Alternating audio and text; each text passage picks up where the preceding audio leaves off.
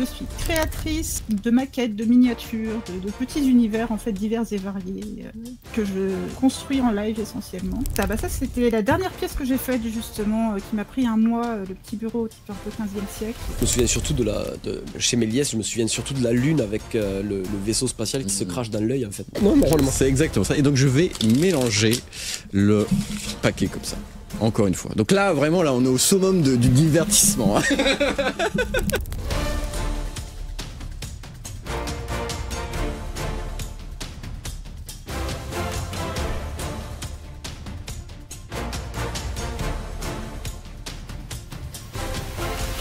Merci d'avoir cliqué sur cette vidéo. Bienvenue sur Au gré du dé, l'émission où on lance un dé pour savoir ce qu'on fait. Jean.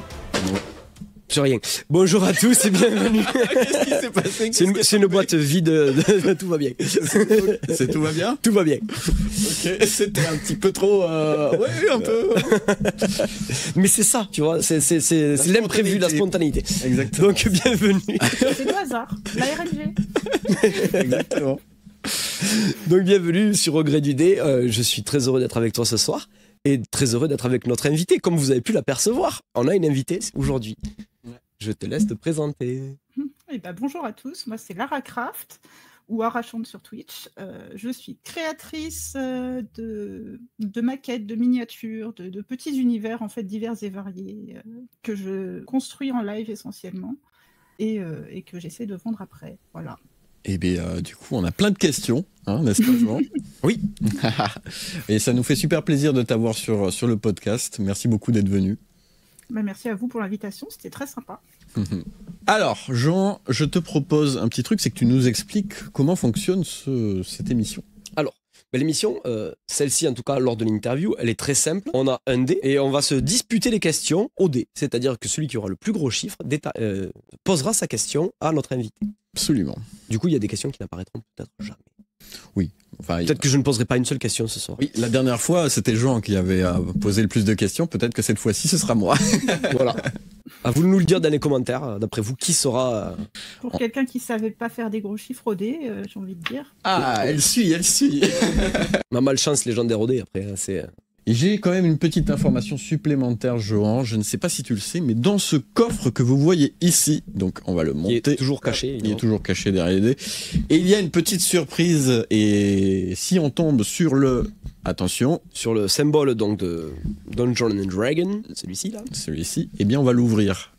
Mais bon, tout le mystère, c'est est-ce qu'on va l'ouvrir? Parce que c'est pas sûr qu'on tombe dessus. C'est ça. Ça peut être dans cette émission, ça peut être dans l'émission de la semaine prochaine, ou pas du tout. Jean, vas-y, commence. Lance-nous ce dé. Attention à ton... Ouais. Déjà que... 11. 11. Donc Jean commence fort avec un 11. Et attention, ça va être à moi. Oula. 5. Bon, bah c'est à Jean de te poser la première question. Et voilà. Qui c'est le champion au dé? C'est qui? Du coup... comment je t'ai découvert déjà? Je t'ai découvert grâce au Flocktober. Est-ce que tu peux nous parler de cet événement et comment tu y as pris part en fait? Alors, le Flocktober, donc c'est Linktober déjà. Linktober, c'est un challenge qui consiste à faire un dessin par jour pendant tout le mois d'octobre sur des thèmes différents. Et moi, en fait, j'avais découvert la version de Angle Droit, la streameuse, l'année précédente, et je m'étais dit que c'était super cool et que ça me tentait bien de le tester, sauf que moi, je ne suis pas dessinatrice vu que je suis crafteuse, en fait, et que ça représentait un sacré défi, parce que déjà, faire un craft en une journée, c'est compliqué. Mais elle avait l'avantage, en fait, de ne pas mettre la pression, de pas obliger les gens à dire vous participez tous les jours, tout le temps. Voilà, elle était ouverte à énormément de supports aussi. J'avais déjà vu de la sculpture, j'avais déjà vu des textes, de la musique, etc. Et ça me rendait vachement confiante sur le fait de débarquer au milieu de cet univers qui était très axé sur le dessin, en fait. Et du coup, je me suis lancée parce que ça me permettait de me donner... Peut-être pas le défi de faire un par jour, mais en tout cas de faire un craft par jour quand j'en faisais un. J'ai pas fait les 31, je crois que j'en ai fait 25, quelque chose comme ça. Ce qui est énorme. Hein, c'est énorme. Un craft, ça prend combien de temps à faire? En vrai, ça dépend du craft. C'est-à-dire que si je me contente de faire juste un élément, une miniature, je peux le faire en quelques heures. Si je veux faire une pièce, ça va dépendre de la taille. Je peux avoir des pièces, là, celle que je suis en train de faire, ça fait plus d'une semaine que je suis dessus et elle est en 10 cm par 10 cm. Ouais. Quand je fais du plus grand, on peut aller vite au mois. Et après, quand je fais des trucs un peu plus simples, genre des petits bassins, des choses comme ça, en 2 jours, ça peut être plié, quoi. C'est vraiment, ça dépend vraiment de ce sur quoi je parle. Des matériaux aussi. Le bois, ça va toujours être plus long à utiliser que le polystyrène, par exemple. Ok. Et c'est quoi les matériaux que tu utilises le plus? Alors, j'aime beaucoup travailler le bois parce que je trouve que ça donne un côté plus authentique. Le papier aussi, j'ai découvert que on pouvait faire un max de choses avec le papier et ça permet de faire beaucoup de détails que j'arrive pas toujours à faire avec le bois. Ok. Parce que le bois, actuellement, j'utilise que du contreplaqué, j'ai pas les outils pour tailler du vrai bois. Donc, je suis assez limitée. Dès que c'est trop petit, ça se brise assez facilement et le papier me permet de compenser. Ça te permet de faire les détails, ce genre de choses, quoi. C'est ça. Ok. Mais c'est vrai que ça doit prendre un temps incroyable. Moi, j'ai vu donc du coup ce que tu faisais sur ton Insta et c'est vrai que c'est impressionnant quand même. Hein. C'est gentil. C'est vrai que moi je passe un peu plus sur Twitch que toi, donc du coup c'est vrai que je la regarde des fois. Je me mets des fois sur son stream pendant que je fais autre chose et c'est vrai que la voir passer 4 heures sur un frigo par exemple. On se rend compte à quel point c'est minutieux et que ça prend du temps, quoi. Tu m'as pas vu passer 2 streams sur une bibliothèque. C'est vrai. 160 livres. Mais c'est surtout les livres qui ont pris du temps là pour le coup. Oui. Ça fait du content au moins. C'est pour ça aussi que c'est cool de le faire sur Twitch en vrai. Oui, tu m'étonnes. C'est que du coup j'ai des gens avec qui parler, ce qui fait que pour moi ça passe plus vite. Du coup c'est plus agréable. Bon après si j'avais pas Twitch, j'imagine que je regarderais une série ou quelque chose à côté, mais c'est vrai que l'interaction en même temps ça rend le truc tout de suite plus vivant. Ouais, mais c'est sûr, et puis ça te permet d'avoir des retours en temps réel et tout.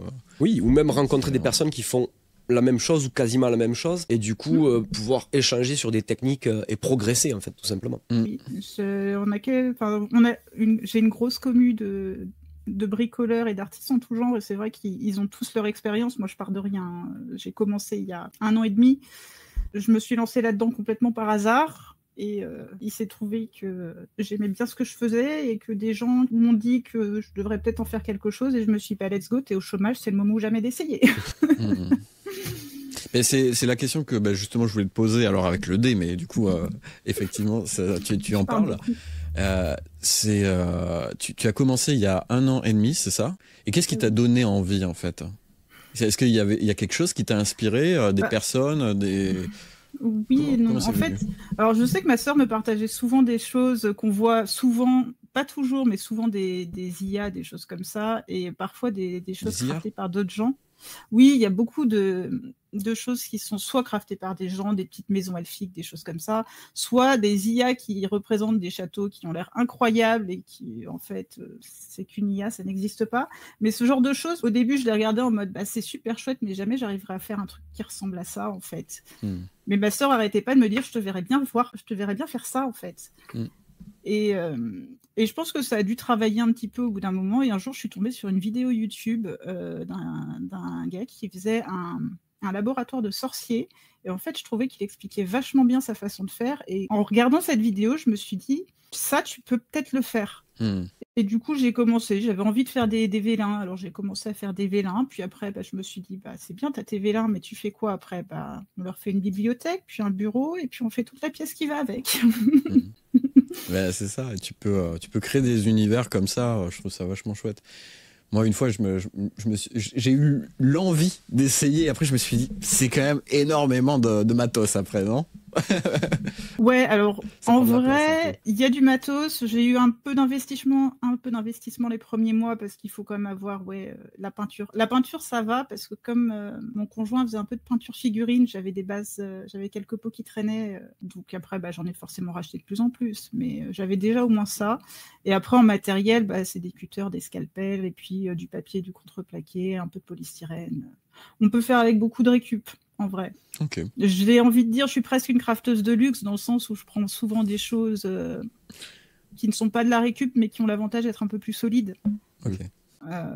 Mais ouais, en vrai, on peut faire récupérer un carton d'un colis et puis l'utiliser comme base pour un bâtiment, par exemple. Du coup, pour tout ce qui est briques et tout, c'est le carton que tu utilises, c'est ça? Ça dépend. Souvent, quand je fais un bâtiment, je vais avoir une base en carton mousse et après, je vais venir coller les briques. Alors, celles que je préfère, elles sont en polystyrène. C'est le polystyrène extrudé, en fait, c'est-à-dire c'est le polystyrène qu'on a dans l'isolation des maisons, donc qui se trouve dans n'importe quel magasin de bricolage. Finalement. Qui est, du miniature fait pas les au petites réel, boules. quoi. Voilà, mais c'est ça. Et j'aime bien parce que ça fait une texture un peu granuleuse qui donne cet aspect pierre, brique Oui, qu'il peut y avoir. Mais après, j'ai plein de façons de faire. Ça m'est arrivé. J'ai fait des défis 100% papier ou j'ai fait des briques en papier. En vrai, ça dépend tellement du projet et de l'inspiration du moment. J'aime bien me donner des défis aussi, donc des fois, ça peut partir n'importe comment. Alors du coup, moi j'ai plein de questions, mais le truc, est-ce qu'on lancerait pas le dé pour déterminer? Non, parce que là, je te vois lancer. Ça y est, voilà, c'est ça. Eh bien, j'ai fait un 6, donc peut-être que tu vas pouvoir poser des questions. Voilà. Allez, je vais lancer le dé.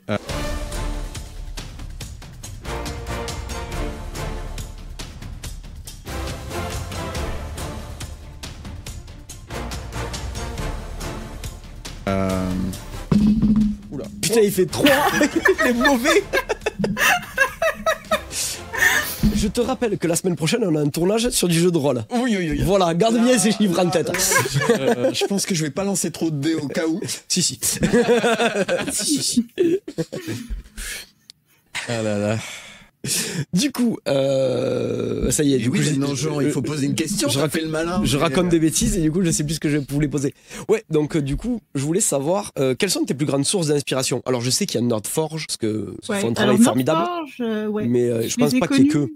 Non, alors en fait, c'est eux qui. Je pense que je les connais depuis avant que je craft, pour le coup, et ils m'avaient donné quelques idées. Genre le Shelforama, c'est une étagère en 3 dimensions que tu peux mettre au mur comme un tableau. J'avais beaucoup aimé. J'en ai fait une tentative qui n'est pas ma plus grande réussite, mais il faudra que je réessaye. Mais oui, ils m'ont beaucoup inspiré. Et après, en vrai, j'ai fouiné un peu sur Twitch. Et mes premières inspirations, il y avait 1 ou 2 crafteuses à l'époque qui faisaient du Twitch, qui ont disparu et qui m'ont montré un petit peu ce que je pouvais faire. Mais en réalité, je me suis surtout rendu compte que j'aimais bien utiliser un maximum de matériaux, un maximum de choses, rendre le truc le plus réaliste possible. Et je me suis vite rendu compte que je faisais à ma sauce. Donc en fait, souvent, je préfère partir d'un univers que je connais. Un des délires que j'aime bien avoir, on va dire, c'est aller me balader dans un jeu vidéo, y compris pendant mes streams, et m'inspirer d'un décor que je vois, pas forcément le recopier parce que licence, etc., j'ai pas envie d'avoir particulièrement de problème, mais au moins m'inspirer d'une ambiance, d'un type de décoration, ce genre de choses. Un des derniers que j'ai fait, je me suis baladée dans Hogwarts Legacy parce que j'avais une inspiration château 15e siècle et qu'il y a des meubles incroyables dedans. Donc pendant le stream, on allait dans le jeu, on allait observer les meubles sous toutes les coutures, ce genre de choses. Oui. Et c'est souvent, un de tes plus gros crafts, maintenant. d'ailleurs, celui-ci. Il t'a pris plus d'un mois. Ouais, il m'a pris quasi un mois. Pourtant, il n'est pas très très chargé, mais il y a beaucoup de travail du bois. T'as des rabots, des ciseaux à bois, non? C'est pas ça? Je sais pas, justement, non. J'y suis allée. Non, là, j'ai une Dremel. Donc, j'ai une Dremel qui me permet de creuser un petit peu, mais la plupart du temps, je creuse surtout au cutter ou au scalpel, vraiment à la main, quoi. Ouais, ça doit être un travail. Et alors, les univers qui te passionnent le plus, tu parlais des châteaux du 15e siècle, là, c'est lesquels? Éclectique. On va dire essentiellement de la fantasy, quand même. Beaucoup de fantasy. Là, cette idée-là, je l'avais eue parce que j'avais joué à un jeu qui s'appelle The House of Da Vinci, où on se baladait dans les ateliers de Léonard de Vinci et que ça m'avait beaucoup plu, mais je me sentais pas prête à faire toutes les machines cheloues qu'il a pu inventer, donc je suis pas allée jusque-là. Ça viendra. Je sais que dans ce genre d'idée, on m'a suggéré de faire l'atelier de Nikola Tesla, et je pense que ça viendra bientôt. Mais sinon, avec après, la grosse tour, la bobine Tesla. Ouais, non, mais la tour. Ouais, ça. Ah, oui, c'est la cage de Faraday me tente bien aussi, le concept de cage de Faraday. Mais il faudra que je travaille l'électricité pour celui-là. Ah oui, oui, très bonne idée. Finalement, faire un laboratoire d'un savant fou, tout simplement. C'est ça, c'est exactement ça.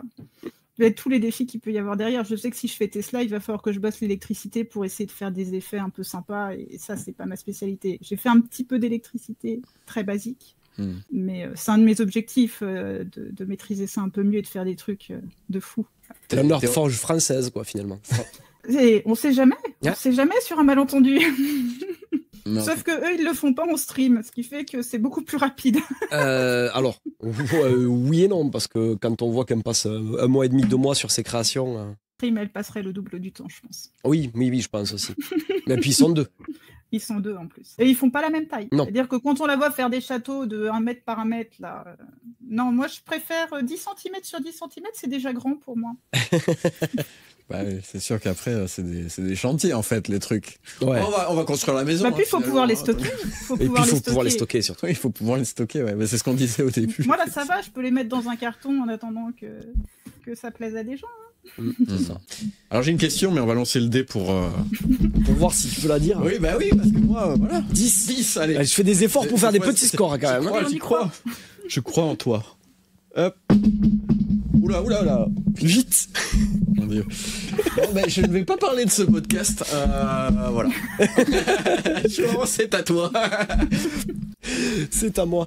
Oui, donc du coup, on parlait donc, tu veux en faire ton métier, ou en tout cas, tu essaies d'en faire ton métier actuellement. Oui. Est-ce que tu as des pistes? Est-ce que tu as déjà des salons peut-être, des lieux de rendez-vous pour exposer tes créations? Ah, c'était ta question? Ben voilà, tu l'as connecté. Mais c'est ça, c'est le... Est-ce que donc tu as des pistes pour vendre ces objets, des salons, ce genre de choses? Alors pour l'instant, j'ai que la boutique Etsy parce que j'ai pas encore l'entreprise de créer. C'est un gros boulot, beaucoup de travail au niveau administratif. Je suis pas très très à l'aise avec ça et j'ai pas envie de faire de bêtises, donc je préfère prendre mon temps. Surtout que pour l'instant, vu ce que je gagne, je suis très loin des plafonds. Je peux me contenter de les déclarer aux impôts sans trop de problèmes. Oui. Mais par contre, l'objectif, voilà, ça va être d'ouvrir l'entreprise effectivement officiellement, ce qui me permettra d'aller dans des salons. Alors, je sais que j'ai le salon des créateurs à Versailles qui me tente très bien pour commencer. C'est un petit salon de plein de créateurs. J'ai déjà vu quelqu'un qui faisait un peu de maquettes miniatures dedans, plus, donc je me sentirais pas forcément trop décalée, on va dire. Et ça a l'avantage que c'est pas loin de chez moi, donc pour un début, ça serait déjà mon premier objectif. Par contre, après, l'avantage d'être en région parisienne, dans l'idéal, le salon fantastique me tente très bien, mais pas pour tout de suite. Un pas après l'autre, comme on dit. Après l'autre. Voilà, mais... On te souhaite que ça arrive, en tout cas. Voilà, j'ai quelques personnes qui font des salons, mais pas dans ma région, et ça m'inspire bien, on va dire, et je sais qu'ils pourront me donner des tips au moment où je franchirai le pas. Mais l'avantage, voilà, c'est que je suis dans la région où ça peut bouger. Après, plus tard, quand je maîtriserai vraiment mieux ce que je fais, ou que j'aurai peut-être un peu plus de matériel aussi, parce que là, c'est vraiment tout à la main, j'aimerais bien essayer de creuser un petit peu pour tout ce qui est maquette de type publicité, série, cinéma, ce genre de choses. Ça serait assez incroyable. Mais bon, ceux qui bossent là-dedans, je sais qu'ils ont plus d'expérience et surtout, ils ont vraiment le matériel qui permettent de faire des trucs propres. Oui, c'est ça, surtout. Là où je suis vraiment 100% manuel, où on les voit, les défauts. Donc... Après, il y a l'avantage aussi du manuel artisanal, c'est-à-dire que le défaut, en fait, apporte un cachet. La pièce sera toujours unique. Et puis en plus, j'aime bien garder ce côté unique, c'est-à-dire que j'ai déjà créé des petits objets en série parce que je réfléchis à tout ce que je pourrais faire pour le jour où je voudrais aller dans un salon. Parce que me pointer avec 3 grosses pièces, ça sera peut-être pas suffisant. Non. Mais j'ai fait des petites séries qui se vendent un petit peu moins cher. Et j'ai gardé ce concept, même si c'est des séries, elles sont toutes uniques. Genre, je change la couleur des murs, je change la disposition de certains objets, etc. Ce qui fait que chacun garde quand même sa pièce. En tout cas, sache qu'on mettra du coup ta boutique en description. Enfin, on mettra tous les liens en description, Instagram. Donc, n'hésitez pas à aller jeter un coup d'œil. Oui. Et avec plaisir. Hein. C'est aussi pour ça qu'on fait passer les gens sur la chaîne. C'est justement pour les faire découvrir à notre échelle, mais c'est ça qui est chouette. C'est ça qui est chouette. Et t'as failli faire le... J'ai failli. Et d'ailleurs, peut-être qu'on peut montrer ton... tu peux, t'avais Instagram. Peut-être prévu de... j'ai pas mis la boutique, mais tu peux déjà montrer ton Instagram. Je peux lancer ton Instagram et tu peux expliquer un peu ce que tu fais. Alors, donc ça, c'est mon Insta. Ça, c'était la dernière pièce que j'ai faite, justement, qui m'a pris 1 mois, le petit bureau type un peu 15e siècle. Donc c'est un format que j'aime bien, celui-là, donc j'en referai sûrement. Après, pour le reste de l'Insta, en vrai, ça reste une vitrine, mais j'aime bien aussi le côté montrer la progression, comme je fais déjà sur Twitch, où j'aime bien montrer qu'une œuvre, c'est pas uniquement le final, en fait, c'est tout le travail qu'il y a avant. Parce que très souvent, les gens oublient que quand il y a du fait main, il y a des heures et du travail derrière. Et ils comprennent pas toujours, du coup, les artistes quand ils mettent leur prix à la fin. Donc, je trouve que c'est important de dialoguer, on va dire, sur toute la partie qu'il y a avant l'assemblage final. Et notamment, je sais que je fais tous les dimanches pour les créateurs de tout genre, j'essaye de faire j'ai appelé ça le bilanche, où les gens peuvent faire un débrief en gros de ce qu'ils ont fait sur la semaine, le publier, et après je partage leur story sur mon Insta pour essayer de faire découvrir un maximum de choses à plein de gens. N'hésitez pas à aller voir tout ça. Oui. Et aller sur Twitch pour la suivre aussi, pour voir comment s'y prend pour faire ses crafts. C'est sûr que Twitch, à mon avis, c'est vraiment la bonne plateforme parce qu'effectivement, vu qu'il passe des heures, de montrer le process, en fait, c'est super important, je trouve. Oui, et c'est même pire que ça dans le sens où ceux que je suivais avant d'ailleurs, avaient souvent cette habitude de commencer un projet, puis de le finir en off, parce que le problème du craft, c'est qu'il y a toujours le moment où il faut attendre que ça sèche, il faut attendre que ça colle. Et très souvent, du coup, ils disaient, bon, je vais couper le live et puis je continuerai plus tard, je vous montrerai les photos. Et je sais que moi, j'avais cette frustration, du coup, de me dire, c'est bien, mais du coup, j'ai loupé toute la partie assemblage, j'ai loupé tout le truc qui est super intéressant. Et j'ai décrété que je voulais montrer tout le process. Donc, en général, je dis pas que je mets pas mes idées un petit peu en bataille avant, mais je montre la conception sur papier, crayon à la main, et jusqu'à l'assemblage final, toutes les étapes, quoi. Ça peut m'arriver exceptionnellement de faire un petit peu en dehors, mais c'est vraiment si j'ai un délai à tenir pour une raison X ou Y, quoi. Notamment durant le Flocktober, quoi. Voilà. Ça doit être intense, hein, je pense. Parce que déjà, Johan, il en chie quand il fait ses dessins, mais alors toi... Exploser, mais une satisfaction d'être arrivé au bout. Bah, tu m'étonnes. C'est ça. Ouais. Ah, j'ai quelqu'un qui m'a... Il y avait le thème, je sais plus ce que c'était le thème, mais j'ai un ami qui m'a conseillé de faire un faucon millénium. Je l'ai regardé, j'ai fait... Ouais. Mais j'arrive à faire ça. Et je l'ai fait en 7 heures, je crois, de tu l'as fait. Je l'ai fait. Il a des défauts, je l'ai fait en une journée en speed, mais... T'as utilisé quel matériau pour faire ça, du coup? Je crois que c'était une base en mousse pour la solidité, et tous les détails, je crois que c'est beaucoup de papier, un petit peu de trucs de genre des baguettes de bambou, des choses comme ça, et du fil de couture pour les câbles. Ah ouais. Ça doit être plus compliqué, je pense, que de faire un bâtiment, non? Non, je pense. Pas forcément. Ah ouais. En fait, le bâtiment, le problème, c'est que ça dépend de la taille. Le bâtiment, ce qui va vite être compliqué, c'est que plus il est grand, plus ça va prendre du temps et de l'énergie. Et plus il est petit, plus on est frustré de ne pas pouvoir mettre de détails. Le Faucon Millennium, j'avais peur avant, et en fait, je me suis rendu compte que c'était pas aussi dur que ça en avait l'air. Ce qui est dur, c'est de trouver les bons compromis. Comment expliquer? En fait, faire de la miniature, il y a 2 façons de le faire. Soit c'est reproduire les techniques d'origine, ce qui va rendre un côté un petit peu authentique, mais c'est pas forcément ni le plus facile, ni le plus réussi visuellement. Par exemple, j'avais essayé de faire un meuble il y a 1 an en arrière, où j'avais essayé de fabriquer moi-même des charnières miniatures. Elles étaient fonctionnelles, mais esthétiquement, ça rendait pas si bien que ça. Après, j'étais pas très douée non plus, ça n'a pas dû aider. Mais en fait, ce jour-là, j'ai compris que c'était beaucoup plus intéressant de chercher un moyen détourné d'obtenir le même rendu. Ouais. Et en fait, c'est là que l'imagination et le côté un peu ingénieur y rendent vachement en compte, parce que la miniature, c'est essentiellement du détournement d'objets. Pour une idée, j'avais fait une fontaine, j'avais besoin de faire le bec de la fontaine. J'ai récupéré la tête d'un pot de peinture.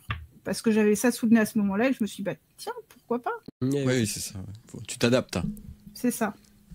Et en fait, je vois ça comme un casse-tête. Je comprends, ouais. Je vois. En vrai, ce que j'aime bien, c'est vraiment l'idée de créer un mini-monde qui tient dans une main, quoi. Oui. C'est ça et le fait de... j'adore les casse-têtes, donc forcément, ça me fait beaucoup rire d'ailleurs, parce que j'ai beaucoup de gens qui n'arrêtent pas de me dire « Oh, j'ai vu tel jeu, je suis sûre que t'adorerais », et c'est des jeux souvent un peu de housing ou de construction, genre Tiny Glade, ce genre de choses. Chaque fois, je suis là, mais je me fais chier sur ces jeux, parce que toute la partie casse-tête, elle n'y est pas. C'est vrai que Tiny Glade, j'y ai joué pour le coup. C'est vrai que c'est un jeu ultra mignon, ultra chill, mais... très bonne source d'inspiration. T'en as vite fait le tour en réalité, quoi. Par contre, très bonne source d'inspiration pour un petit diorama. Ah oui, par contre, oui. Et même j'ai envie de dire, à un moment donné, j'en parlais, je le disais pendant que j'y jouais, justement, je disais, ça pourrait très bien être aussi un moyen facile de faire des décors pour des villes et des villages de jeux de rôle. Dans un univers évidemment médiéval fantastique, parce que Tiny Glade, c'est exclusivement médiéval fantastique, mais je trouve que c'était un bon moyen de faire des micro-maps en fait pour du jeu de rôle. Je pense à utiliser Dungeon, je crois que c'est Dungeon Alchemist aussi, qui permet de créer des... Ouais, je crois que c'est ça. Ouais, je sais que je ne l'ai pas encore trop utilisé, mais de temps en temps, je mets le nez dedans et je pense qu'un jour, je m'en inspirerai pour créer un truc aussi. Parce que les décors sont très très chouettes dans Dungeon Alchemist. Pour le coup, Dungeon Alchemist, déjà, offre plus de possibilités que Tiny Glade, il me semble. Parce que tu peux faire les intérieurs. Et Ouais, moi, c'est ça. perso, c'est ce que je préfère, les intérieurs, jusque-là. C'est quoi que tu préfères en fait faire? C'était dans les intérieurs. Est-ce qu'il y a des endroits que tu préfères faire? Des endroits, je dirais pas forcément. C'est plus, par exemple, là, pour Noël, j'avais fait un bureau de détective type un peu années 40. Et en fait, c'est là que je me suis rendu compte que ça m'avait manqué de pas faire d'intérieur parce que j'avais fait beaucoup de fontaines et d'extérieur les mois précédents. Et en fait, je me suis amusée à créer l'histoire du personnage. C'est-à-dire que j'ai créé mon bureau de détective. Il y avait comme il venait de recevoir un appel urgent. Il a laissé le téléphone posé par terre sur le bureau, par accroché.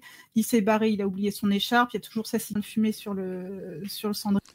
Et je suis vraiment partie dans cette petite histoire. Et j'aime bien quand j'arrive à créer des petites histoires pour rendre la chose vivante. Le tout premier diorama que j'avais fait quand je disais que je partais de quelques parchemins, que j'avais créé tout ce qui allait autour, j'avais imaginé ce sorcier qui était vraiment à passer sa vie sur son bureau à lire ses parchemins. Et du coup, j'avais rayé le sol parce qu'il n'allait que de son bureau à sa bibliothèque et puis vaguement un petit peu sur le lit, quoi. Et ça s'arrêtait là. Ouais, tu vas à ce niveau de détail. Et du coup, ça permet de rendre le truc vraiment vivant et authentique derrière. Et d'ailleurs, est-ce que tu fais du jeu de rôle ou pas?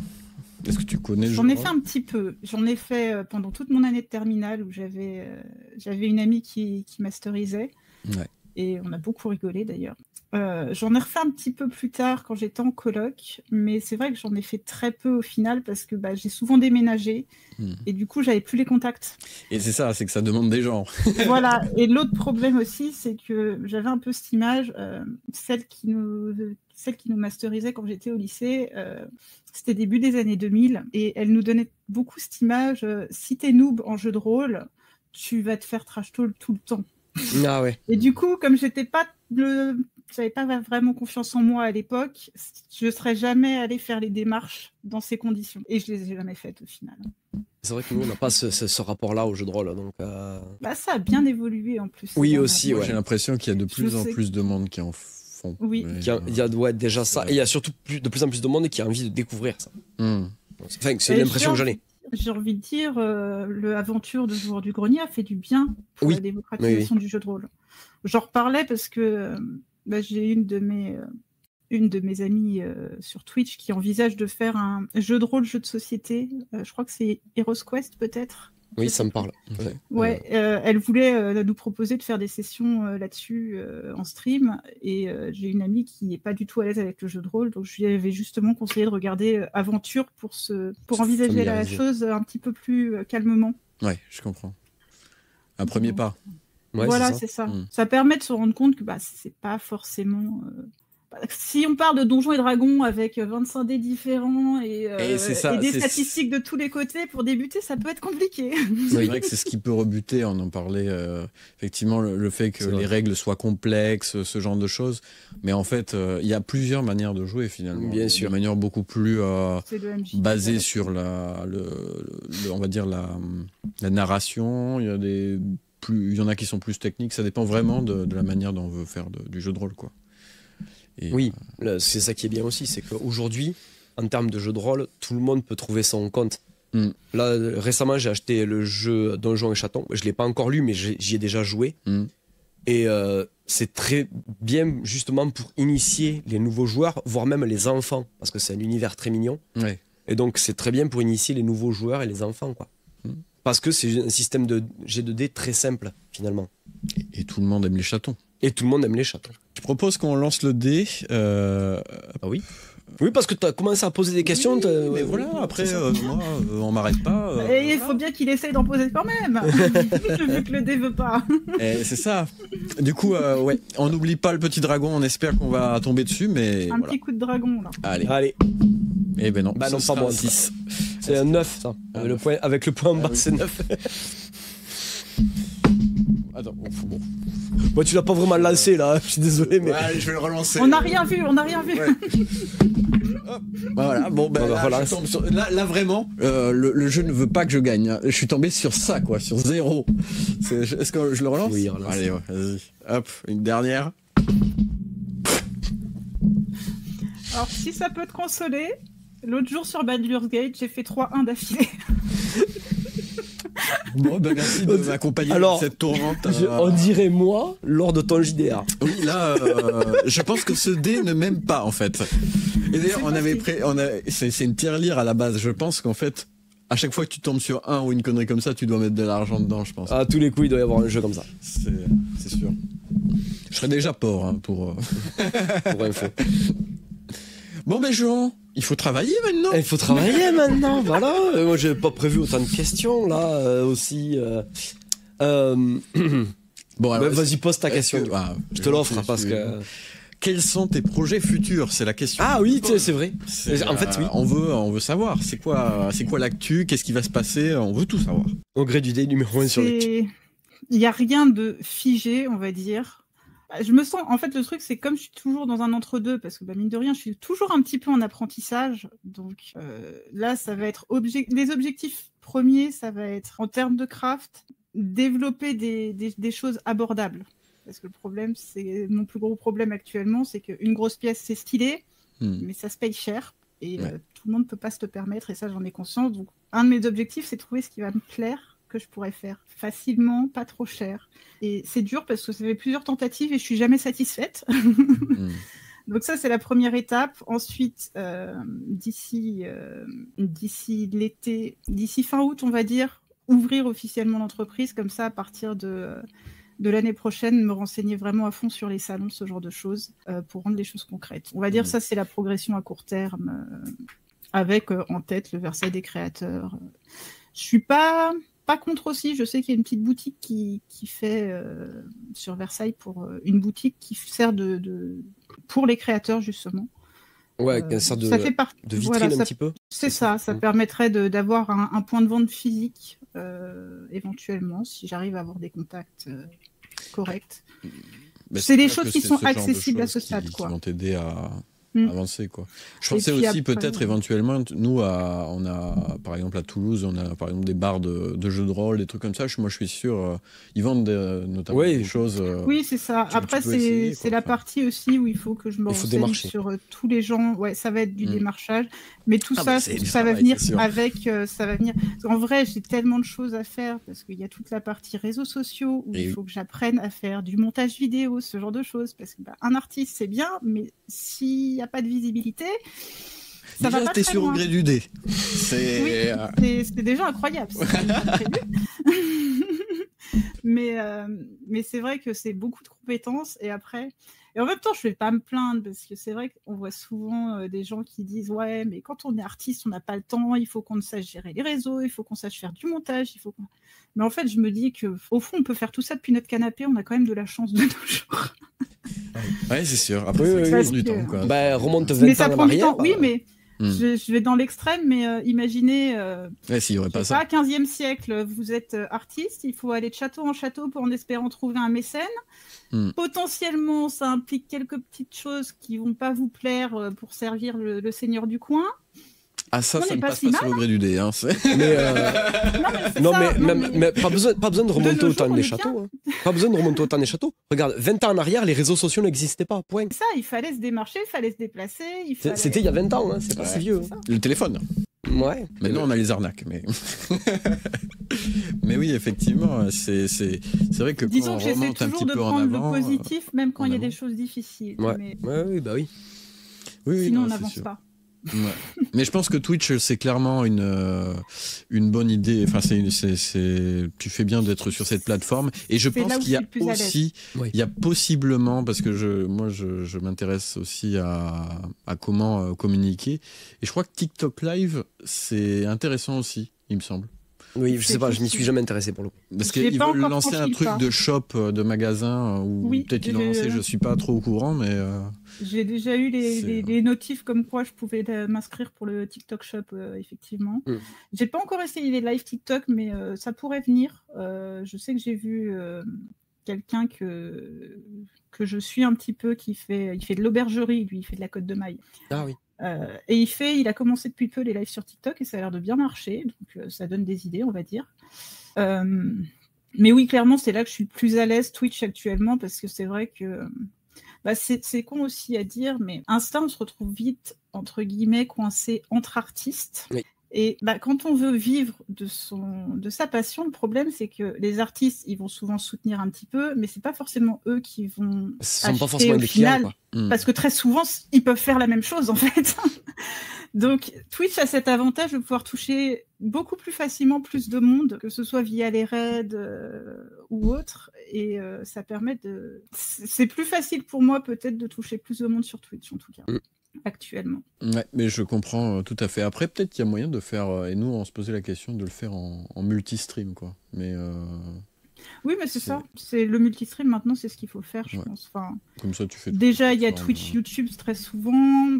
Maintenant, il y a TikTok qui se greffe aussi. Après, j'imagine que c'est de la logistique parce que TikTok, c'est pas le même format de vidéo. Oui, c'est un format vertical. Ouais, peut-être qu'il te faudrait. En fait, il te faudrait un téléphone et. Le problème, après- c'est que c'est déjà un téléphone, mettre ma caméra. Et ouais, c'est ça. Et oui. Il y a plein de problèmes techniques, ça, c'est sûr. Ça va, j'ai 2 téléphones plus une caméra, je m'en sors bien. Et il faut être équipé. Hein. C'est pas si mal. Hein. Ouais. Mais nous, on a Fallait mis que du je temps change avant mon de téléphone, voir c'était pratique. Ouais, tout. Hein. Nous, on a commencé avec des webcams, mais là, du coup, tu vois, on commence à être pas mal en termes de qualité, je trouve. Bah, tu rigoles, mais ça fait 3 mois qu'on a rien acheté. Je trouve que c'est pas si mal. C'est déjà pas mal, hein, finalement. Pas si mal. Ah bah moi j'ai commencé, j'avais juste mon précédent téléphone, qualité merdique parce que c'était une appli qui est cool mais la version gratuite donc Mais oui. voilà. Très vite je me suis dit que utiliser mon téléphone courant ça allait pas être possible donc comme je voulais en changer de toute façon j'en ai racheté un, du coup celui-là il sert de caméra à 100% et maintenant il est de bonne qualité parce que j'ai la version payante. Et j'ai une petite caméra Microsoft qui fait de l'autofocus pour le visage en temps normal, mais un jour je la changerai celle-là.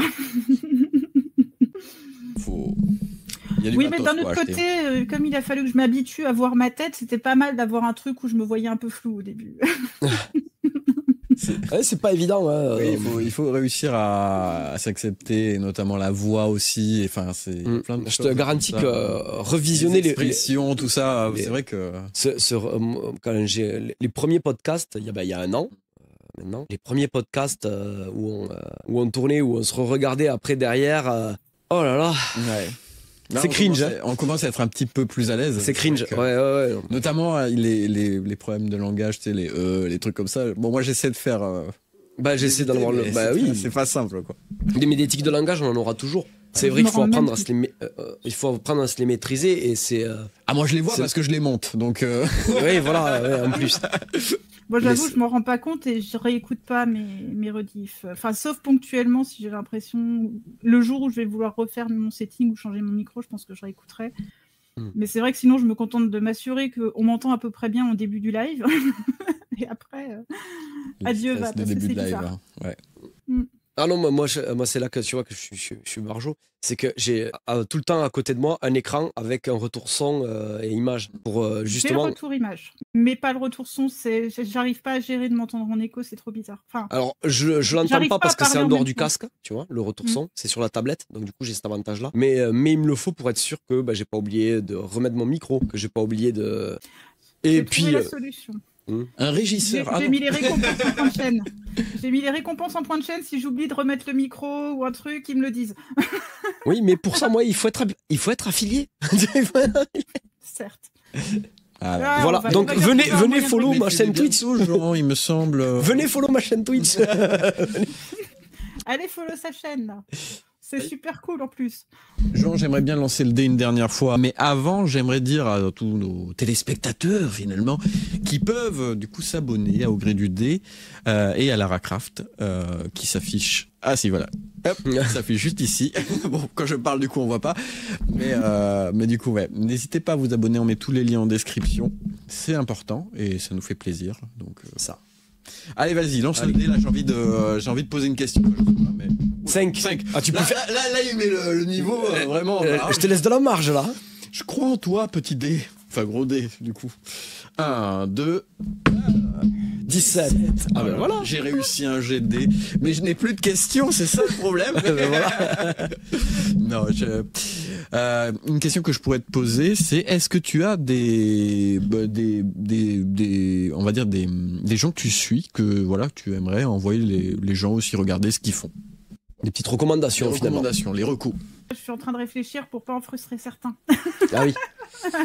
Il y en a un, il fait des maquettes comme moi, mais pas la même ambiance. Il est plus souvent, alors il couvre des thèmes assez larges, mais il fait plus souvent du post-apo, ce genre de choses, et des trucs un peu plus modernes que ce que je peux faire. C'est Héron du Sud, sur Insta et sur Twitch aussi. Oui, que je suis d'ailleurs. Oui, parce que je te l'avais suggéré. Tout à fait. Tout à fait. Et qui a l'avantage en plus, il est très très fort en storytelling et il adore raconter des histoires quand il crée des dioramas. Okay. Donc c'est un sacré moment à passer, je trouve, donc allez voir. Et dans un autre style, je suggérerais, c'est Lama Crea, qui fait de la sculpture en pâte polymère, mais probablement rien à voir avec ce que vous pouvez imaginer. Elle crée des chimères, essentiellement. Alors, elle fait un peu plus de choses un peu plus diversifiées, pas toujours de la peinture sur Twitch, pas toujours de la sculpture, pardon. Donc des créatures. Mais elle fait des créatures chimériques. Elle a fait un renard croisé avec un sakura. Récemment, elle a fait un faux élan, c'est un phoque mélangé avec un goéland. Et elle a un niveau de détail. Elle fait des sculptures gigantesques des fois. Elle a un niveau de détail assez incroyable. Donc, ça mérite d'aller voir aussi. Voilà. Ok. Et on fait des bisous à tous les autres. Ouais. Et des bisous à tous les autres. On pense Bien aux sûr. autres. Mais les autres, si vous voulez les voir, vous les verrez chez moi, parce que la plupart sont chez moi aussi. Donc n'hésitez pas à aller la suivre. Puis c'est surtout que sinon, j'en ai pour 10 heures à tous les énumérer. Tu m'étonnes. En tout cas, je trouve que c'est chouette, voilà, de partager un peu les comptes intéressants. Moi, je te propose, Jean. J'arrête pas de proposer, en fait, je sais pas pourquoi. Mais t'aimes bien le mot proposer, je pense que c'est un mot qui te. Il est sensuel dans ta bouche, je sens. Il y a un truc. Jean, voici une propale. Non, mais on va peut-être déterminer les catégories du dé, du coup. Oui, mais justement, Jean, c'est la surprise que j'ai pour toi. C'est la surprise du chef. Je sais que c'est toujours très compliqué de déterminer qu'est-ce qu'on va faire qu'est-ce qu'on va faire comme rubrique et dans quel ordre. C'est pour ça que je te propose un petit coup de technologie. Mais on va utiliser le dé, ne t'inquiète pas. Mais voilà. Non, mais si on utilise de la technologie, moi, ça me va. Je sais que tu aimes bien. Oui, ça me fait. C'est de la sorcellerie pour moi, donc ça m'amuse. 1, 2, et c'est parti. On va pouvoir voir la technologie. Allez. Voilà. Donc là, tu vois, j'ai fait un petit truc assez sympathique. C'est qu'on a les différentes rubriques qui s'affichent sous forme de d'icônes, comme tu peux le voir. Ouais. Et donc nos 4 rubriques qui s'affichent ici. On va pouvoir, grâce à une petite fonctionnalité, les mélanger. Et en fait, ça va nous donner l'ordre dans lequel on va pouvoir. Elles vont être référencées sur le dé, si tu veux. D'accord, ok, très bien. Voilà. C'était pour. En sachant que le coffre, ce sera toujours sur le 6, c'est ça? Voilà, c'est ça. Le coffre est sur le 6, on va déterminer que c'est ça. Et le reste, ce sera dans l'ordre, ce qui est affiché juste là. Okay. Ça te plaît? Ouais, c'est excellent. Ce que je vais faire, c'est que. Un nouveau jouet, j'adore. Lara, tu vas me dire quand j'appuie sur le bouton pour mélanger finalement les rubriques. Donc tu me donnes un top. Vas-y. Top. Hop, c'est parti. Et théoriquement, voilà, là ça a mélangé l'ordre des icônes. Donc on voit que en premier on a le délire. Ok. En second on a la découverte. Alors il a mis un petit chapeau. Un petit chapeau très mignon. Ensuite, qui ressemble un peu à. Ouais, ça fait un peu un Spectre. Ouais, un petit peu, ouais. Il y a un truc. Et ensuite j'ai mis ton logo, le quiz. Le quiz, ouais. Et finalement, il y a l'actualité. Donc, sur le dé, ça fait quoi? Ça fait 1. Donc, 1 et 2. 1 ou 1 et 2. Comme tu veux. Finalement, on est encore perdu. Hein. Je sais pas si t'as arrangé les choses ou pas. En tout cas, voilà. 1. 1, le délire. Voilà. Donc 2, la découverte, du coup. 3, le quiz. Et 4 et 5, l'actualité. Et 6, on aura le coffre. Hein. Ouais. Allez, ça marche. On fait comme ça. Allez, vas-y. Oula. Et j'ai fait 1. et j'ai rien renversé. On a presque monté quand même. Hein. Une catastrophe par stream, c'est normal. Donc on va commencer par le délire. On va enlever du coup notre petit affichage Game Boy. Hop, c'est parti. J'espère que ça va fonctionner. Ah, quand même. Donc... Alors, c'est un outil qui permet en fait de brancher directement sur un ordinateur les vieilles cartouches de Game Boy Color et Game Boy Advance. D'accord, ok. Voilà. Alors, j'explique parce que du coup on n'entend pas, on n'a pas le son. Ah oui. Mais voilà, donc tu vois, et ça permet de créer directement un émulateur sur votre ordinateur et on peut brancher, donc plugger nos petites cartouches de Game Boy Advance. De la technologie. Incroyable. J'adore. Et on peut rejouer à nos vieilles versions directement. Si elles fonctionnent encore, parce que Oui. ça fait quelques temps. Après, l'avantage, je pense qu'il doit y avoir aussi un système de sauvegarde d'émulateur et du coup, qui doit pouvoir compenser le. Ouais, oui, mais je veux dire, si la cartouche est morte. Ah, ben la cartouche est morte, ça, après, c'est encore autre chose. Mais enfin, bon. T'as connu la grande époque des Game Boy ou pas, Lara? Vite fait, parce que j'ai pas eu des masses de consoles quand j'étais petite. Par contre, je me suis fait offrir la toute première Game Boy quand même. Ouais. Alors, je jouais au Tetris à l'époque. La grosse, là, la grosse grise, ouais. La toute première, ouais. Ouais. Donc Tetris dessus, j'avais un Zelda, mais je pense que j'étais trop jeune pour apprécier à l'époque. J'ai perdu mon temps à couper des brins d'herbe pour louper des gemmes et ça a fini par me saouler. Et j'avais un jeu, c'était Bugs Bunny. Ok. Bugs Bunny. C'est les 3 seuls jeux auxquels j'ai joué en fait. J'aimais bien Bugs Bunny, ça je me souviens bien. Et c'est vrai que ça pourrait être drôle de le retester en vrai, mais j'ai plus la cartouche. Ouais, moi je me souviens pas. Alors j'ai eu Pokémon, mais je me souviens pas les autres jeux. Effectivement, il y a eu Tetris. Moi, le premier que j'ai eu, c'était Donkey Kong Country. Il y avait Donkey Kong. Et j'ai eu un Buffy contre les vampires aussi. Buffy contre les zombies. Ouais. Moi j'ai joué à Mario. Alors je l'avais pas, mais quelqu'un l'avait. Donc tu as taxé et t'as pu jouer à Mario. Mais ouais.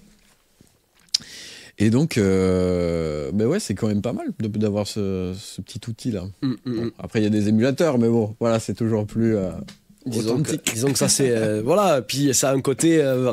Puis ça veut dire qu'on peut récupérer potentiellement les sauvegardes qu'on avait à l'époque. C'est ça, surtout. C'est ça. C'est ça qu'il faut se dire. C'était enregistré sur la console. Je sais pas. Non, c'était enregistré dans la cartouche, hein, il me semble. Aucune idée. Il n'y avait pas de sauvegarde dans les consoles à l'époque. C'était directement dans la cartouche. Hein. Et le phénomène de la personne de ton frère ou de ta sœur qui passe et qui. Parce que moi, je me souviens d'avoir récupéré des cartouches des gens et j'avais leur sauvegarde à eux. C'est vrai.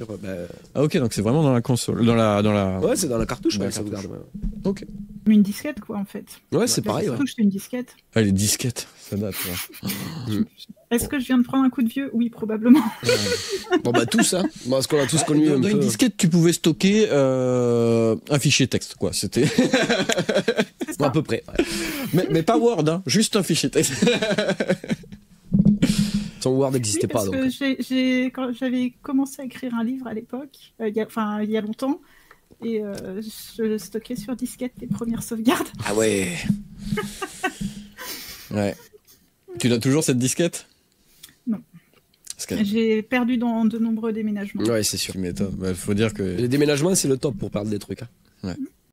Mais j'ai toujours la version papier. Bon, c'est le plus important finalement. Je pense qu'on va passer au délire suivant.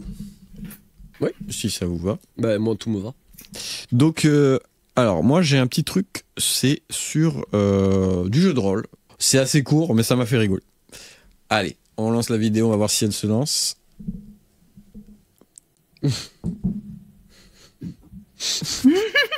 Donc ça c'était moi tout à l'heure avec mes jeux de rôle, mes jeux de nez, je veux dire. Ah, on a tous connu ça. Ouais. Il me tarde que vous fassiez des échecs critiques avec les gobelins. Voilà. Ça envoyait ça me fait penser à ça.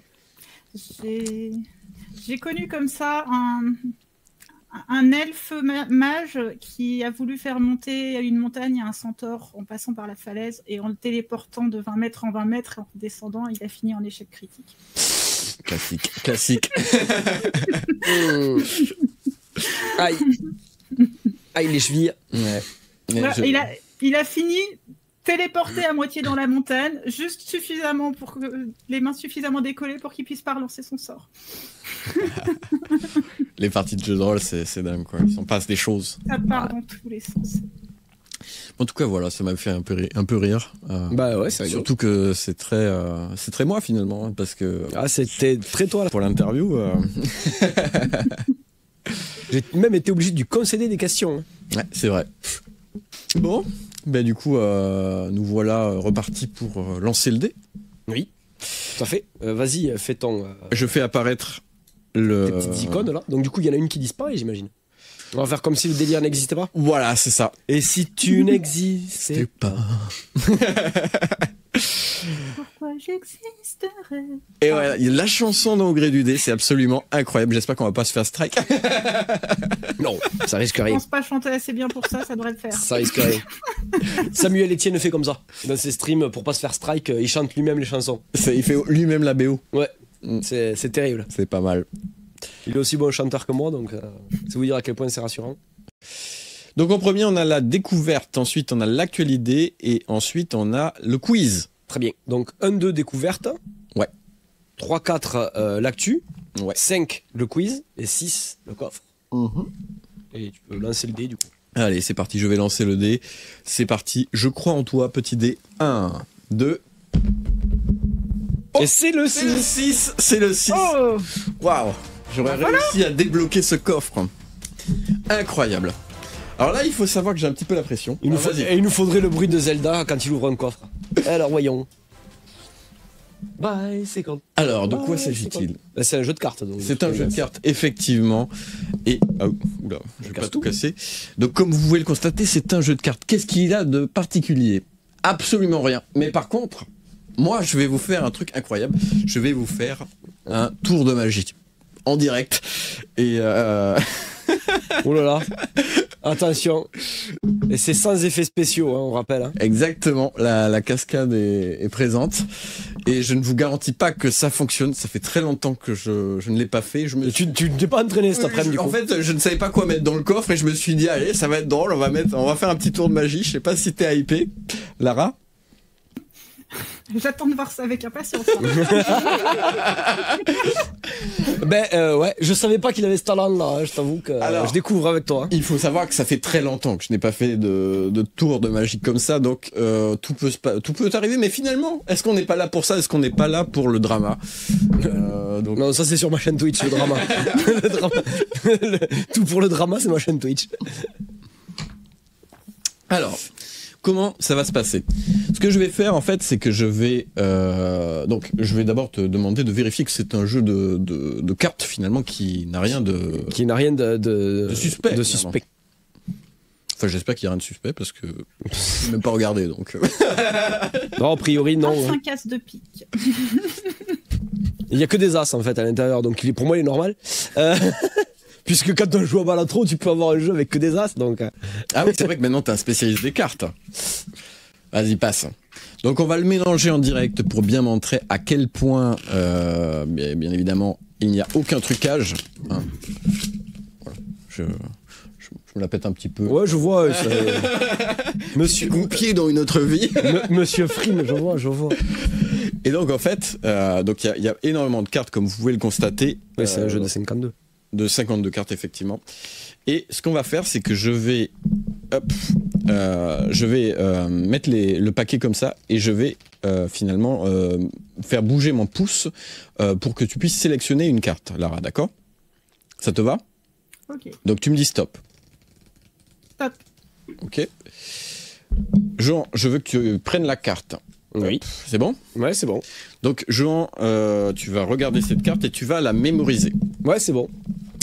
À partir de ce moment-là, je vais te demander de la remettre dans le paquet. Alors, je ne regarde pas, bien évidemment, parce que voilà, on est des professionnels. C'est bon? Ouais.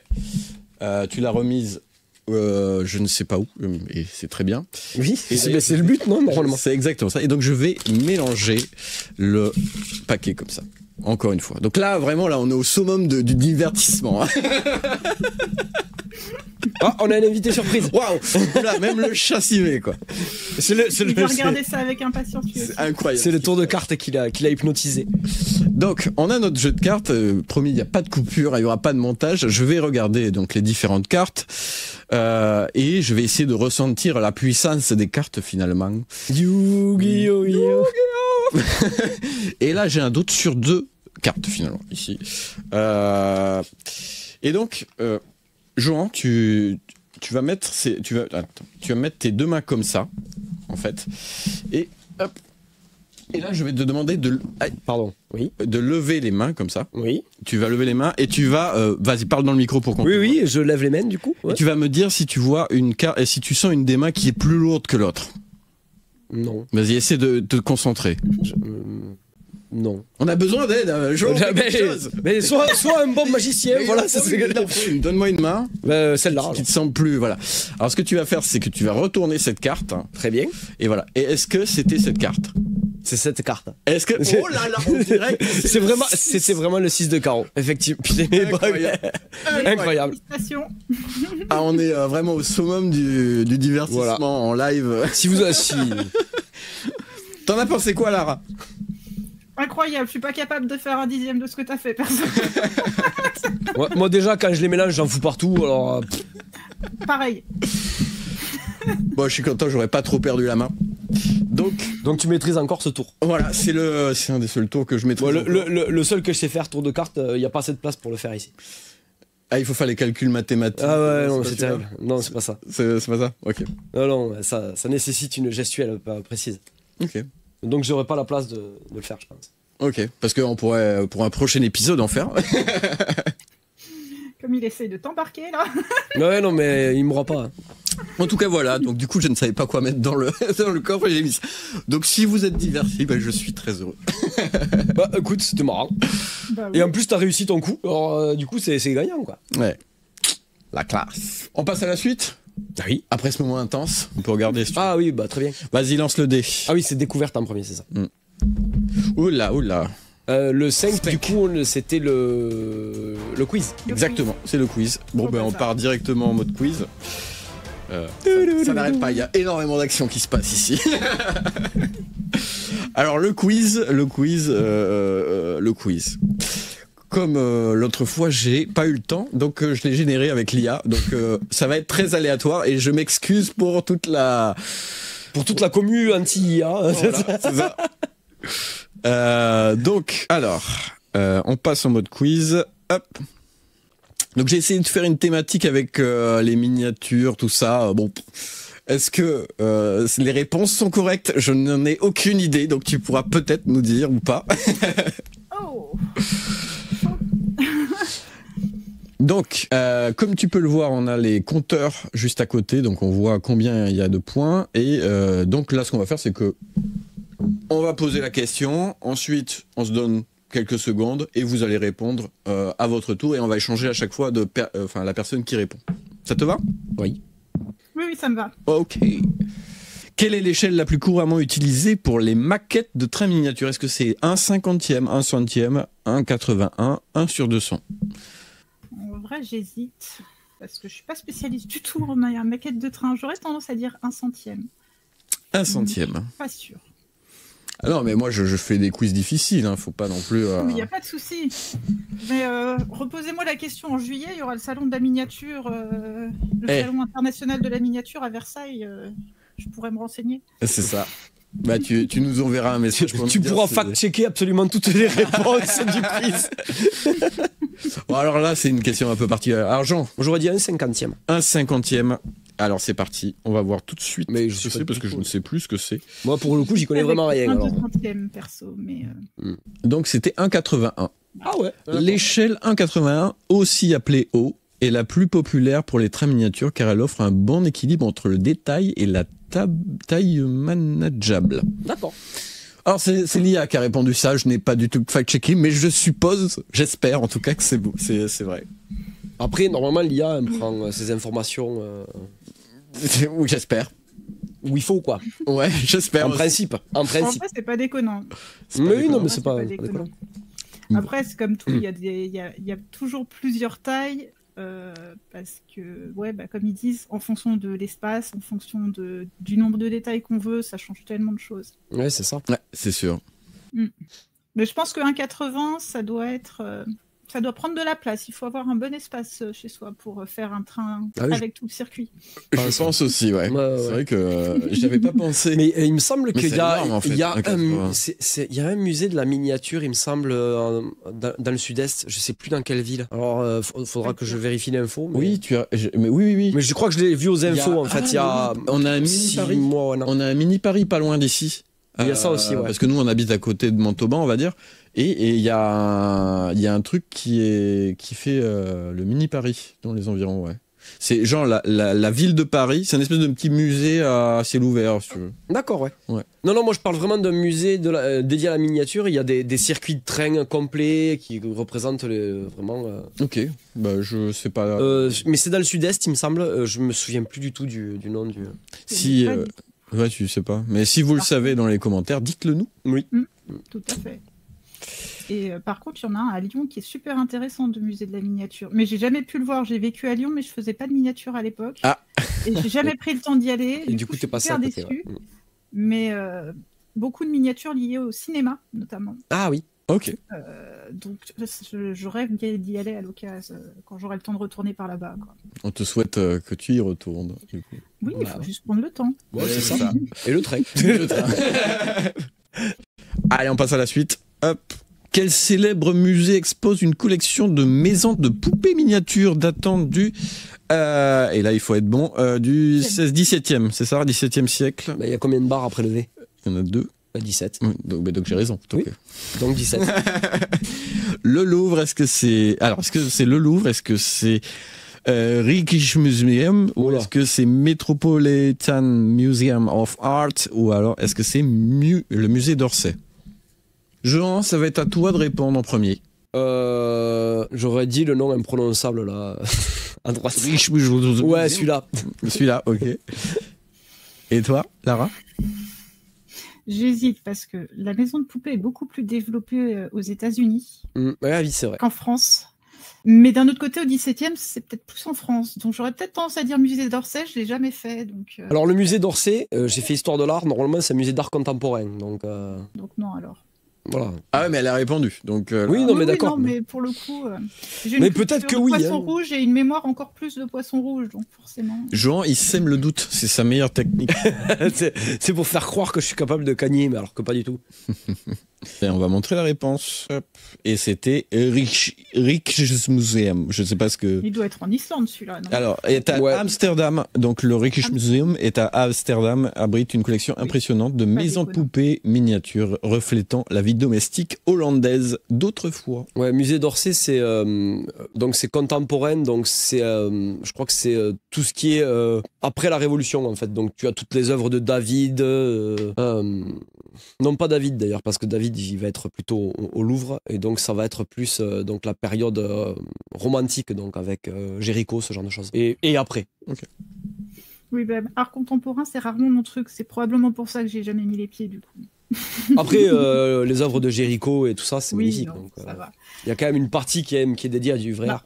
Et Le truc, c'est que j'ai fait beaucoup de musées, mais quand j'étais gosse, parce que mes grands-parents habitaient en région parisienne et quand je venais en vacances, on en a fait beaucoup. Mais c'est vrai que j'ai pas eu l'occasion d'en refaire tant que ça. J'ai fait un peu le Louvre, Cité des Sciences, ce genre de choses. Je suis plus Cité des Sciences que musée d'art, en fait. ouais. Cité des sciences, c'est à Paris, c'est ça? Oui. C'est, mais je crois que je l'avais fait. C'est là où il y a justement une cage de Faraday, non, c'est pas ça? Il y a pas un truc comme ça? Je crois que c'est pas sur le même pôle parce que il y a la Cité des Sciences et de l'Industrie, il y a la Villette qui est Cité des Sciences avec un certain nombre de choses, et celui auquel tu penses, je crois que c'est l'autre pôle dont je me souviens plus où il est, mais qui est plus sur Paris même, Paris Centre.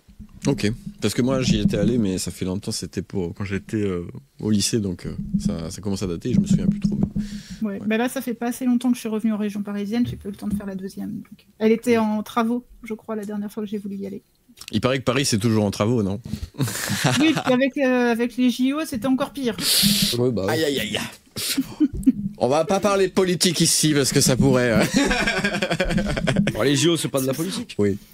Je suis suffisamment en périphérie pour pas avoir été trop embêtée. Donc. Bon, tant mieux. Question suivante, finalement. Quelle technique est souvent employée pour donner un aspect réaliste au paysage miniature? Est-ce que c'est la gravure, le flocage, le collage de papier, la peinture à l'huile? Et ça va être... à... Ben, alors, à te répondre. Moi, j'ai déjà une réponse. Oui, aussi. Le flocage. Flocage. Moi, j'étais sur la peinture à l'huile, donc...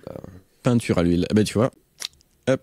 Mais je pense que ça doit être le flocage. Parce que j'hésitais entre les deux, je me suis dit, c'est peut-être la peinture. Le flocage, c'est ce qui permet de faire tout ce qui va être l'herbe, les feuilles des arbres, ce genre de choses. Ouais. Ou éventuellement La un mousse. aspect un peu de terre, la mousse, les choses comme ça.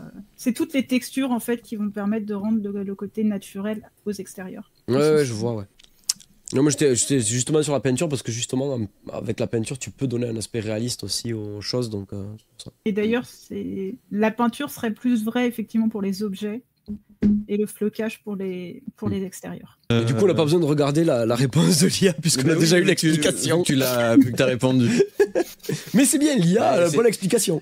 Voilà, donc on a un fact-checking en temps réel et ça c'est plutôt cool. Allez, à la suite. Donc 1-1, les taux se resserrent. Quel artiste contemporain est connu pour ses sculptures de miniatures si détaillées qu'elles nécessitent un microscope pour être pleinement appréciées? Est-ce que c'est Jeff Koons? Est-ce que c'est William Wigan? Est-ce que c'est Takashi Murakami?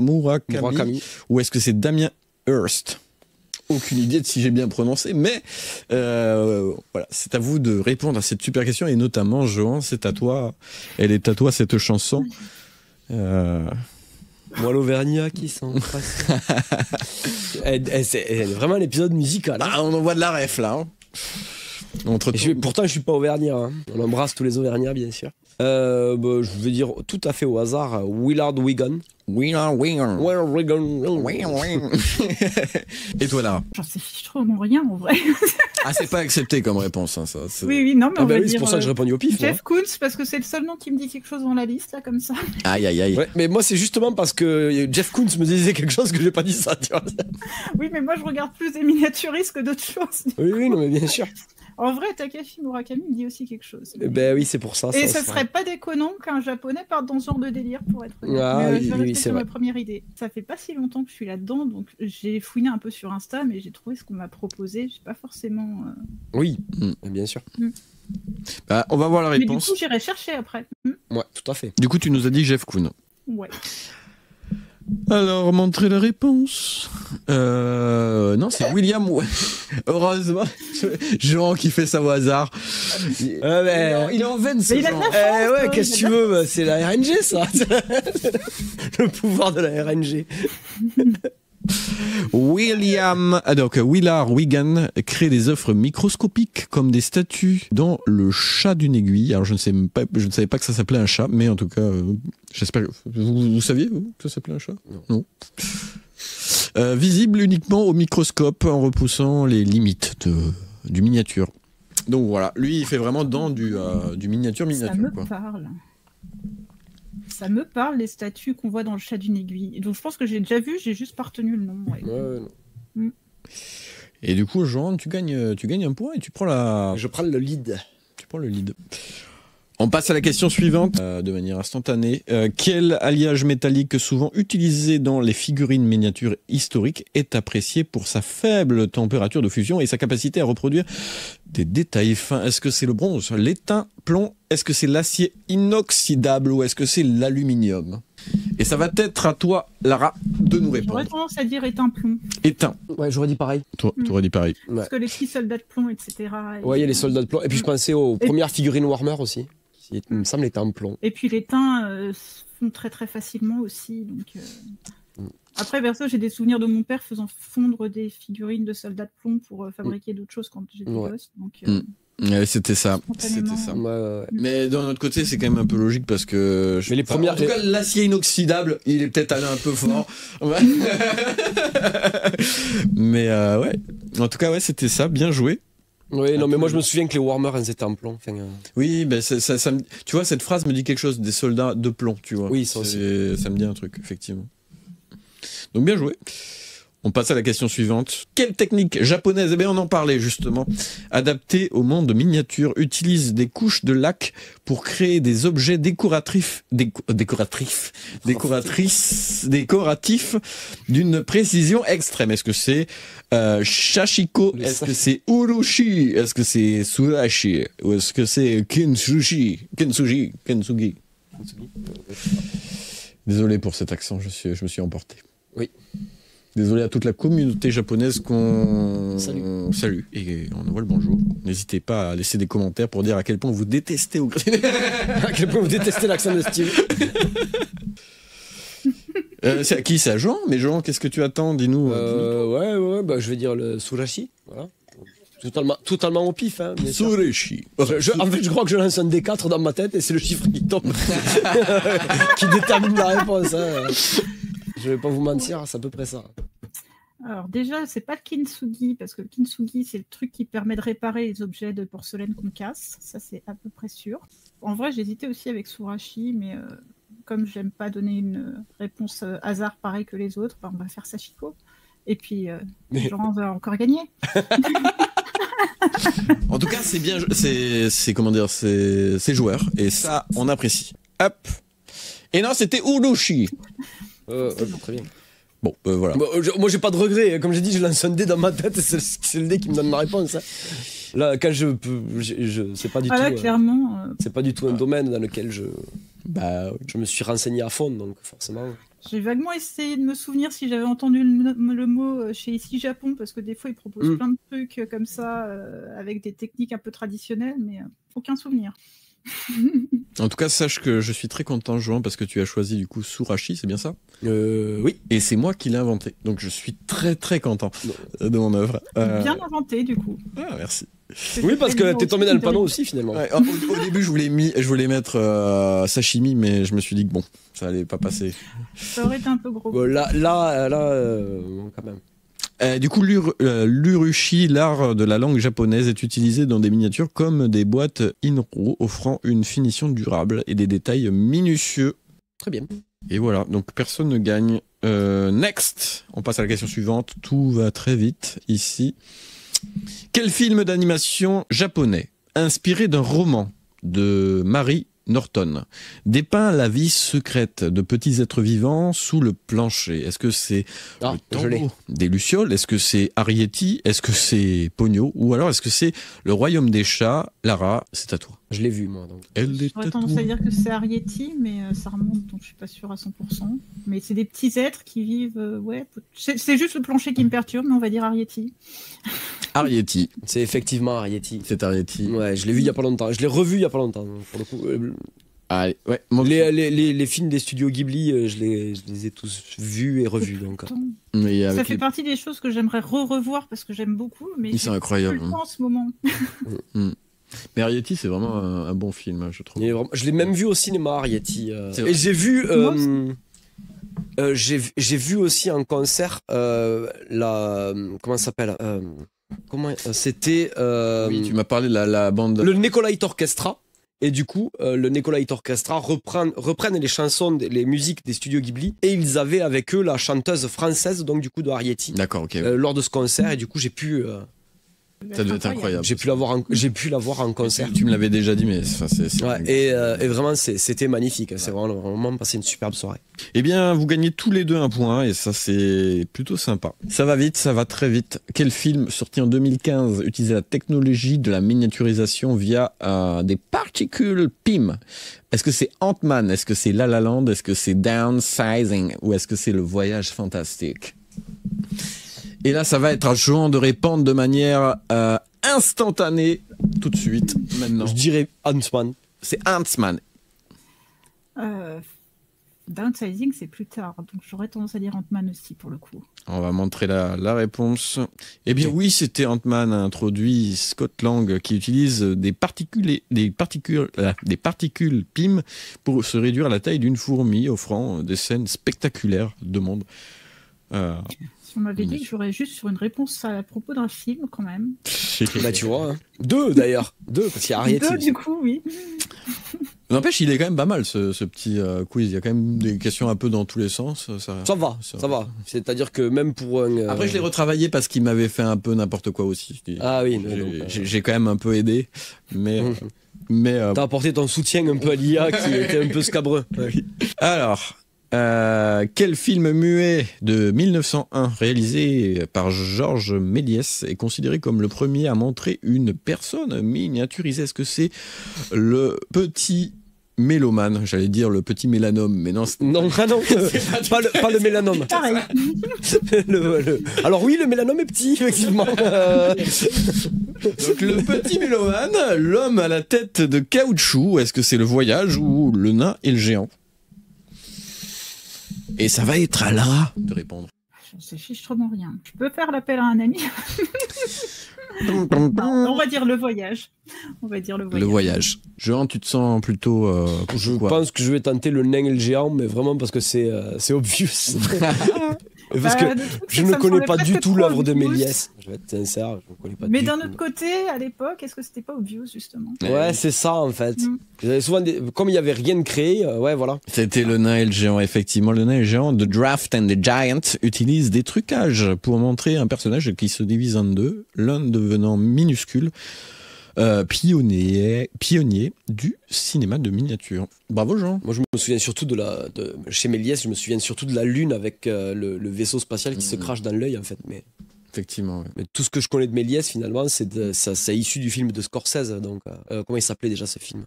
D'ailleurs ça va m'énerver de ne pas retrouver le nom. Donc on passe à la suite. Allez, c'est parti. Ah oui, ben voilà, dernière question. À qui dois-je m'abonner si je suis une personne respectable? Est-ce que c'est Lara Croft? Est-ce que c'est Au gré du dé? Est-ce que c'est Au gré du dé JDR, qui est notre chaîne de jeux de rôle, que vous pouvez aller voir, bien évidemment? Ou est-ce que c'est Monsieur Chouine, notre ami Johan? Lara, c'est à toi de répondre. Au hasard, je répondrai les 4. Les 4.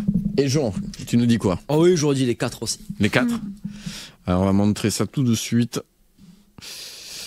Et non, il faut pas s'abonner à mes t-shirts. Et voilà. J'ai fait la blague de temps en temps parce que je le ressors à chaque fois, ce truc, et je varie un peu pour le Alors, piéger. ça a commencé parce qu'un jour, je l'ai abandonné sur une planète. On embrasse les super geekettes d'ailleurs. Les vengeances qui durent dans le temps. Là, c'est ça, un jeu de rôle qui a mal tourné. Un jeu de rôle qui a marqué. Une relation qui n'a pas abouti. Ah, mais le jeu de rôle, ça peut influencer toute ta vie. Ouais, c'est ça. C'est la preuve. C'est vrai. Et on n'oubliera pas de s'abonner à Steve Rollist, bien évidemment, même s'il ne poste pas grand-chose. Pour pas dire rien du tout. Hein, Bon allez, on arrête le petit quiz. Bravo à vous, c'est Jean qui a gagné. Je suis désolé. Oh mais il n'y a pas de mal. Mais ça me rappelle qu'à une époque, on avait commencé à faire des petits quiz comme ça sur l'univers du craft et tout en live avec des amis, et que ça pourrait être pas mal de ressortir l'idée à l'occasion. Ouais, bien oui. Bah ouais. En tout cas, j'espère que celui-ci t'a plu. Oui, très cool. Bah, du coup, quand je regarderai le podcast, ce qui serait probablement très cringe dans un sens, je m'empresserai d'aller vérifier tous les noms, les trucs comme ça. Tu nous diras. Non, parce que là, j'avais juste envie de taper les noms sur mon clavier pour aller vérifier. Eh oui, hein, mais bien sûr. Mais ce que je fais en live d'habitude. Oui, c'est ça. Moi, c'est pareil, je vérifie toujours. Plutôt que de dire une bêtise. Ah non, pas pour tricher, pour avoir les compléments d'infos. Ah, d'accord. Oui, voilà, c'est ça. Non, là, ça va. Est-ce que tu as que l'idée? Moi j'en ai une, ouais. Ouais, moi j'en ai pas, mais on peut lancer le dé. Mais il a rien en fait. Mais moi je dis rien, moi je suis venu pour rigoler et pour faire des quiz. Et des jeux de cartes quoi. Le mec il est là pour faire des tours de magie. Non, mais écoute, moi je fais le show moi. Le showman quoi. Allez, je vais lancer. En fait, il a pipé les dés pour pas avoir. Ouais, en fait c'est ça. Ok, du coup, Lara, donne-moi un chiffre et je vais essayer de le faire. Entre 1 et 6. Il pousse la chance jusqu'au bout. Allez, 4. Ok, si on tombe sur 4, on éteint le podcast. 1, 2, 3, 4. C'est bon, t'as fait 2. C'est bon, on a sauvé. Tout va bien. Jean, c'est à toi, tu vas nous... Mais j'ai pas fini de parler. Bah du coup là par contre j'ai une vidéo. Ah bah voilà. Donc si elle veut bien marcher, est-ce que vous savez ce que c'est que les caisses à savon? Et non. Pas du. Enfin, Ah, pas bah, plus. moi, ça m'évoque les vieux cartes fait main, mais c'est peut-être pas ça. C'est exactement ça. C'est vieux. Ce sont effectivement des mini voitures, des mini cartes fait main, en fait, sans moteur. Ah, ok. Voilà. Les cartes à pédales là que pouvaient faire les enfants, ils faisaient des courses dans les villages. Tout à fait. Et voilà, donc course insolite à Montgiscard, le 17 mai 2025. Une course de caisse à savon. Et vous pouvez vous y inscrire. Vous amenez donc, vous créez votre voiture, votre caisse à savon. C'est donc, il faut que ce soit évidemment de l'amateurisme et du fait main. Ouais. C'est non motorisé et avec tout type de matériaux. Ok. Et donc il y a plusieurs catégories, une catégorie solo, une catégorie duo, ou alors à plusieurs, encore plus que deux en fait. Et c'est à partir de 9 ans. Pensez à vous protéger évidemment parce que Oui. il y a des obstacles, il y a ce genre de choses. 100% safe, ouais. Voilà, il y a des obstacles, il y a ce genre de choses. Et puis en plus, c'est des créations féminines, donc souvent c'est un peu, c'est pas trop. On sait pas si elles vont arriver. C'est totalement expérimental. Il y a souvent des caisses à savon qui ne vont pas jusqu'au bout de la course. Hein. Et donc il y a des prix à gagner, j'ai vu. Et l'inscription est à 15 €. Voilà. Ceux qui voudraient... Donc il faut créer la caisse et en plus payer. Ouais, mais tu peux, si tu gagnes la course, tu gagnes les prix. Mais en tout cas, c'est super cool comme projet, comme idée. Voilà. Non, c'est J'en rigolo. ai jamais vu, mais ça doit être une sacrée ambiance. Ma mère et ma soeur sont tombées à la télé sur des courses de caisse à savon. Elles m'ont dit que c'était super impressionnant et super technique. Donc elles avaient trouvé ça très rigolo. Eh oui. Alors j'avoue que j'en avais pas entendu parler depuis que j'étais toute petite, mais ça doit être quelque chose, ouais. Ouais, ça doit être très marrant. Ouais. Donc Montgiscard, le 17 mai. Soyez présents. Soit allez participer, hein, donc inscrivez-vous maintenant, soit on mettra les infos en barre de... Soit au moins aller voir ce que c'est. Les cartes, à mon avis, il faut s'y prendre un peu en amont quand même. Hein. Ouais, je pense aussi. Je pense que c'est mieux. C'est pour ça qu'il valait mieux que ce actu Impasse. Même comme ça va être difficile à mon avis. Mais après, bon. Mais après, au moins pour aller voir. Et participer à la suivante. Pour aller voir en tant que... Si c'est un succès, peut-être qu'ils en referont régulièrement, quoi. Ouais, c'est sûr.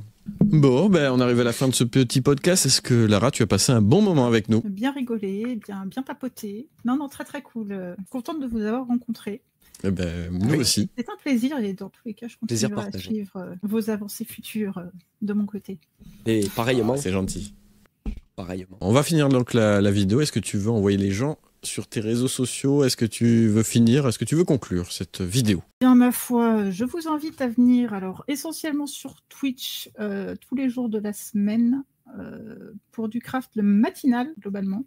Un peu de jeux vidéo aussi le mardi soir. Et sinon, vous avez Instagram, LaraCraft. N'hésitez pas à y venir, je poste très régulièrement, minimum 2-3 fois par semaine. Et puis voilà. Un peu de TikTok aussi, mais plus en chantier quand même le TikTok. Peut-être que d'ici là, non. Oui, on travaille dessus, Bon, on mettra tous les liens en tout cas. N'hésitez pas à aller voir ce qu'elle fait. Et on vous fait des gros bisous. Des gros bisous à tous et merci et à très bientôt. Ciao, ciao. Pensez à nous mettre un petit commentaire. Laisse les commentaires. Bisous.